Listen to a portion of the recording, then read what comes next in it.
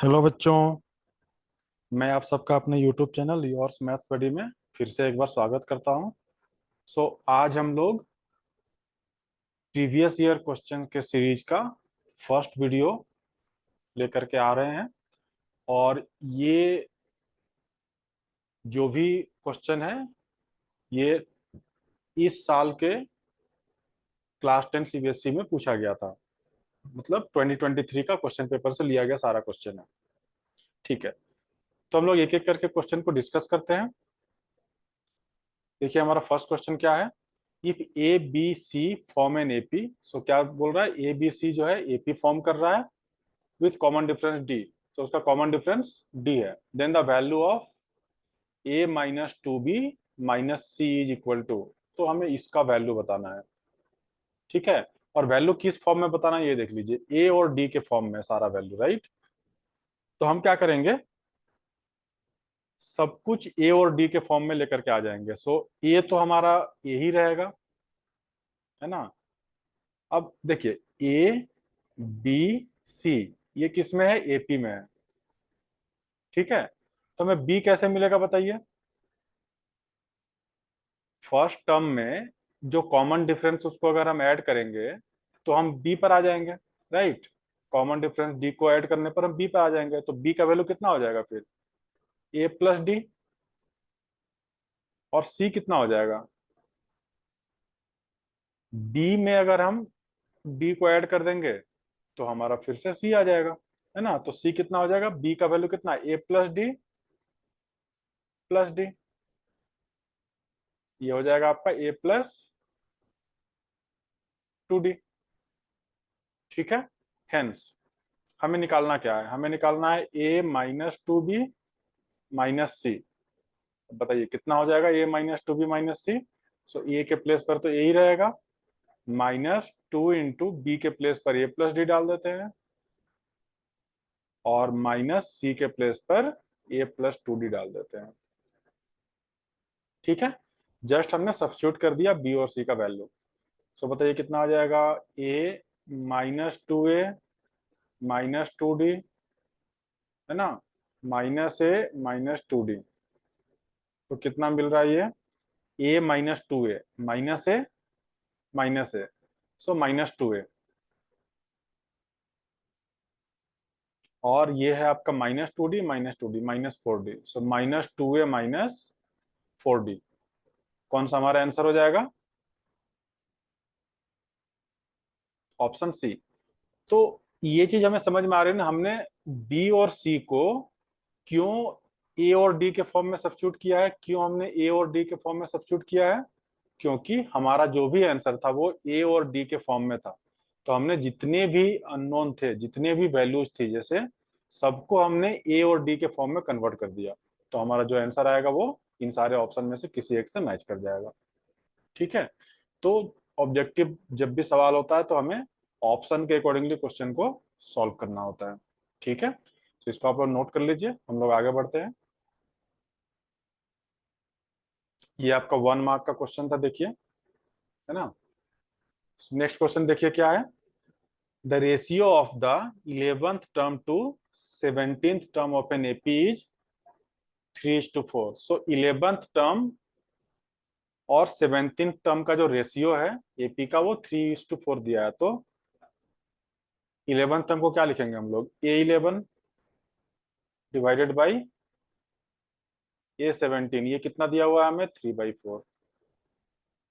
ठीक है, find the ratio of 5th term to 21st term. अब हमें 5th टर्म से 21st टर्म का रेशियो चाहिए। सो A5 अपॉन A21 का वैल्यू चाहिए। ठीक है, और also find the ratio of the sum of first 5 term to that of the first 21 term। और एक हमें चाहिए S5 बट्टा S21। ठीक है, तो ये सब चीजें हमें चाहिए। क्या इस एपी का फर्स्ट टर्म और कॉमन डिफरेंस दिया है, हमें नहीं दिया है। तो हम इस एपी का फर्स्ट टर्म और कॉमन डिफरेंस को ए और डी एज्यूम कर लेते हैं, है ना। So let A and D represents first term and common difference of the AP. ठीक है यहां तक? ओके।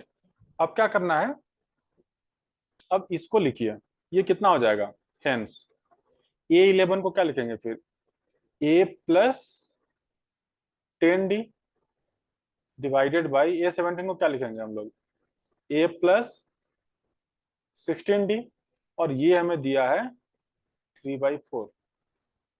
क्लियर है? अब बताइए A5 और A21 को आप कितना लिख सकते हो, तो ये आपका बन जाएगा A+4D अपॉन A+20D।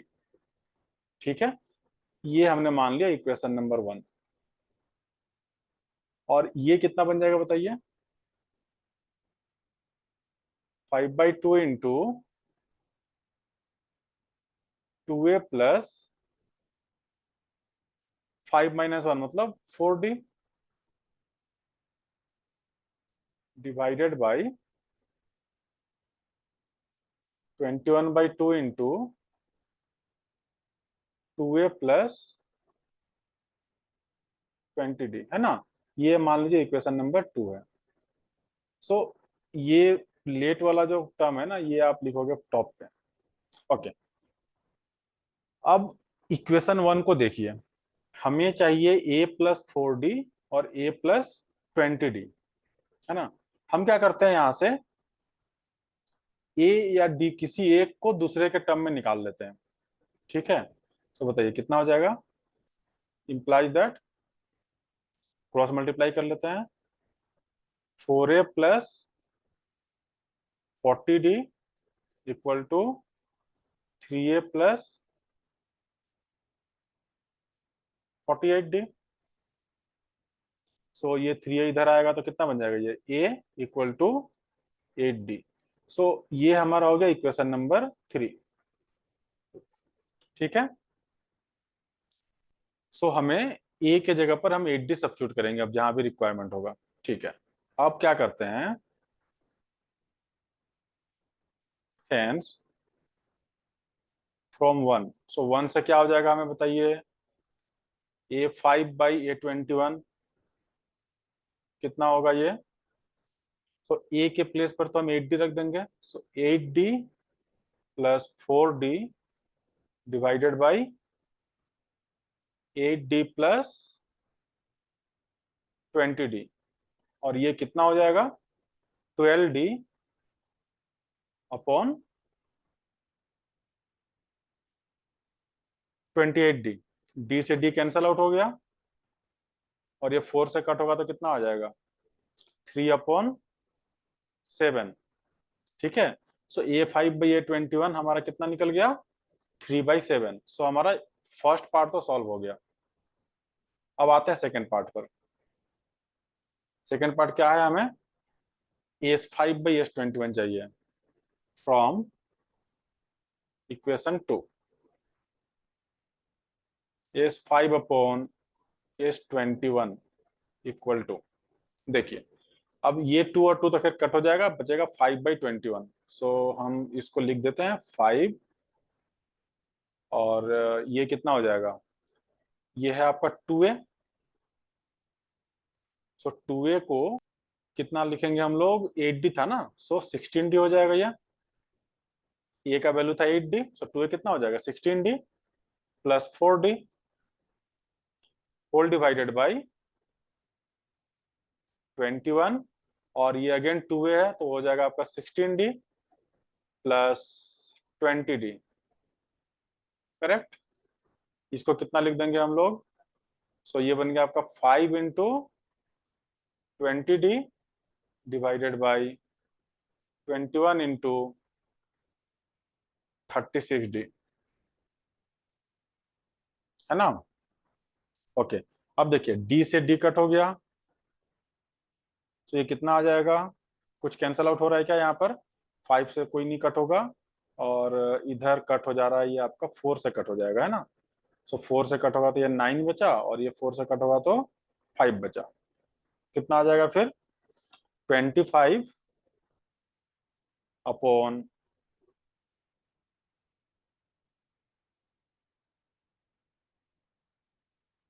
189, है ना। तो हमारा सेकंड भी सॉल्व हो गया। देखिए ये कितने मार्क्स का क्वेश्चन था? 5 मार्क्स का क्वेश्चन था, और ये हमें इस तरह से इसको सॉल्व करना था। लास्ट में आप कंक्लूजन लिख दो। कंक्लूजन हमें आता है, कैसे लिखते हैं हम लोग? हेंस क्या लिखेंगे? Ratio of fifth term to 21st term of this AP is 3/7। Ratio of fifth term to 21st term of this AP is 3/7। एक कंक्लूजन हो गया। एंड अगेन क्या है बताइए? Ratio of sum of fifth term,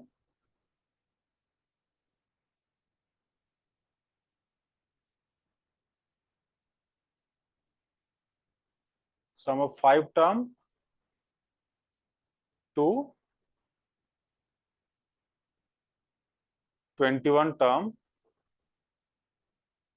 is 25/189 upon 189, है ना।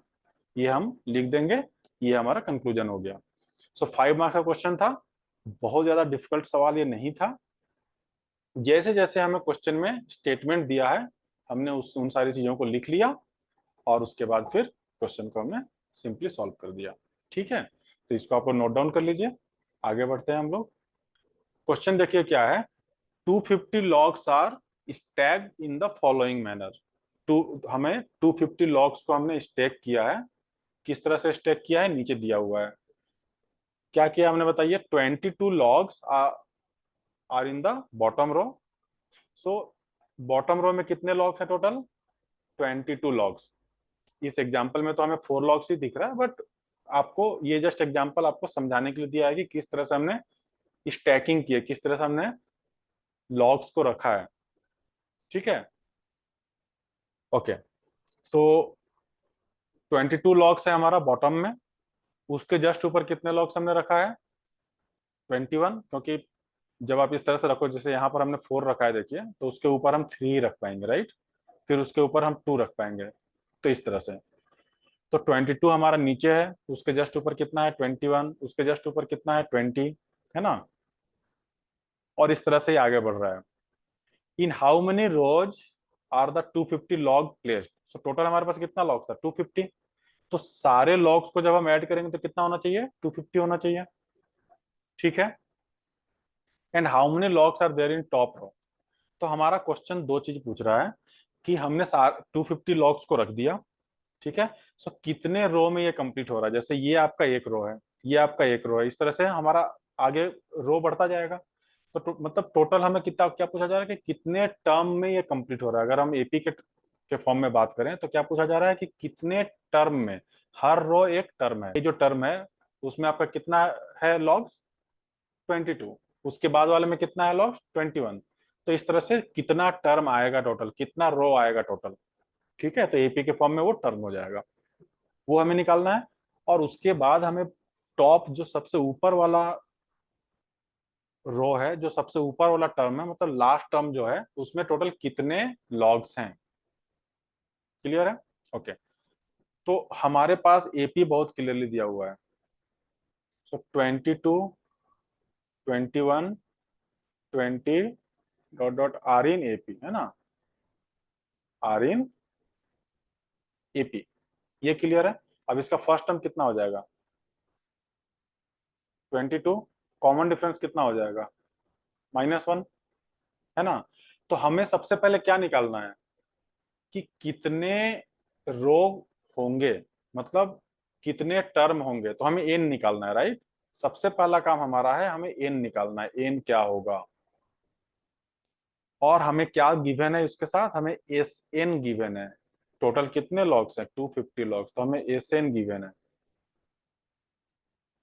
ठीक है। और उसके बाद हमें उसके बाद लास्ट में क्या निकालना है? ए एन निकालना है।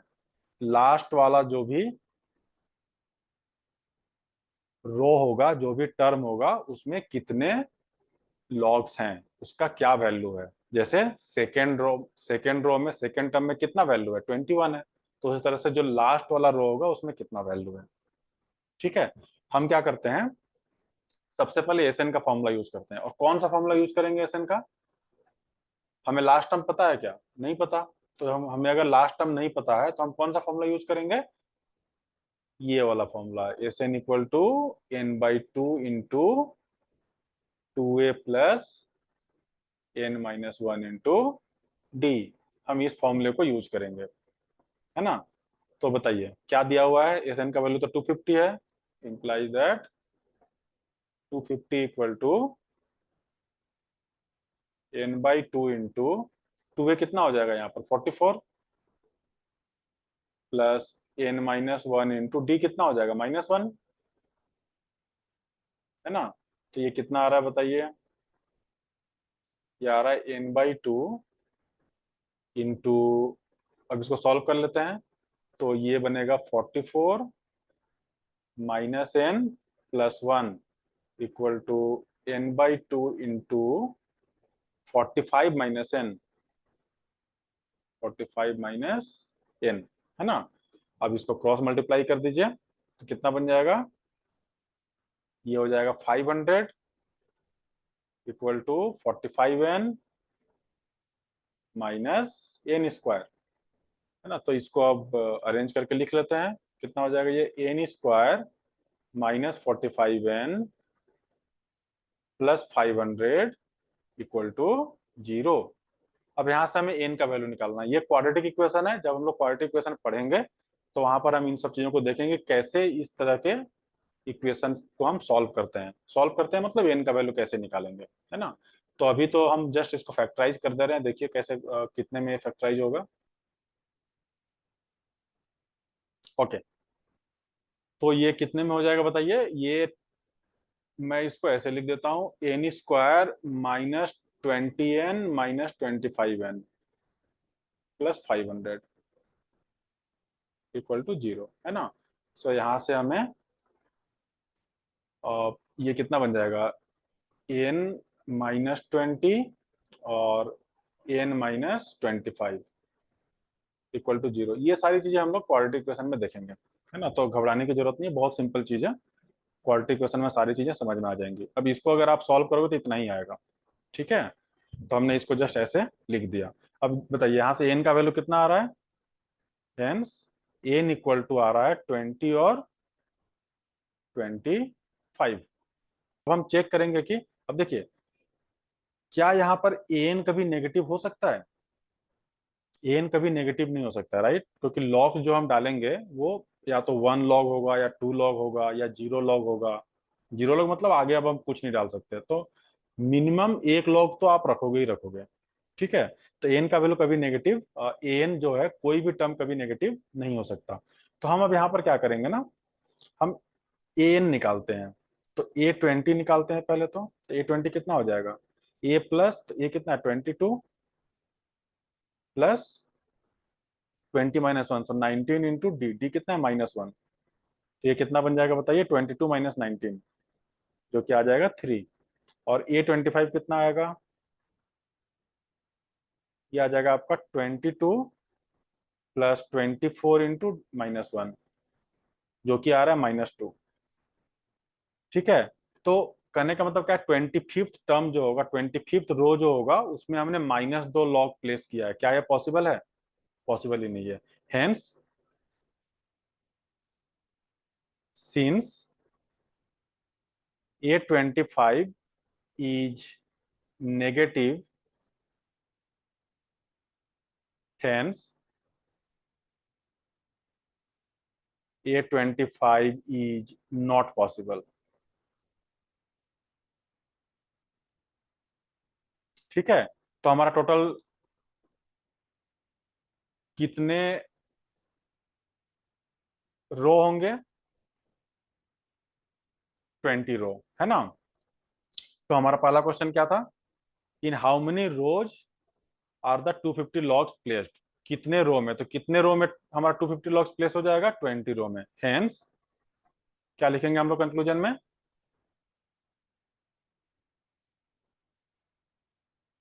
250 logs will be placed in 250 logs will be placed in 20 rows.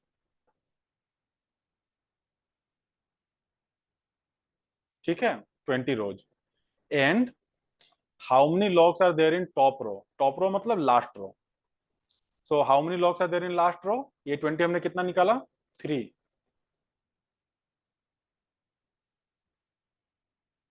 And 3 logs, मैं इधर लिख दे रहा हूं, will be there in last row. Clear है ये? क्वेश्चन में कहीं पर कुछ डाउट था, कुछ ट्विस्ट था क्या? ट्विस्ट बस कल सिंपल सा यहाँ पर था, जो कि हमें बहुत इजीली समझ में आ रहा है कि किसी भी रो में हम कभी भी नेगेटिव लॉग नहीं डाल सकते। आप जो जब भी लॉग डालोगे तो आप 2 लॉग प्लेस करोगे, 3 लॉग प्लेस करोगे, 10 लॉग प्लेस करोगे, कभी भी नेगेटिव लॉग आप प्लेस नहीं कर सकते। तो हमारे लास्ट रो में कितने लॉग आएंगे? 3 लॉग। और लास्ट रो कौन सा नंबर पे आ रहा है? 20th। तो 20th रो में जाकर के हमारा 250 लॉग पूरा कंप्लीट हो जाएगा। ठीक है, तो इस क्वेश्चन को आप नोट डाउन कर लीजिए। तो ये 3 क्वेश्चन 2023 के एग्जाम में आए थे। ठीक है, जिसको कि हमने यहाँ पर डिस्कस कर लिया है।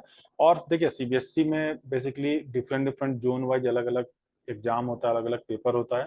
तो ये पॉसिबिलिटी है कि और भी बहुत सारे सवाल होंगे। हमने कुछ क्वेश्चन यहाँ पर डिस्कस किया है, ठीक है, बट मोर और लेस सारे क्वेश्चन इसी टाइप के रहते हैं। ठीक है, तो आप लोगों को जस्ट एक आइडिया देने के लिए हमने पीवाईपी के क्वेश्चन को सॉल्व किया है। ठीक है, तो चलिए मैं इस वीडियो को यहीं पर एंड करता हूँ। Thank you.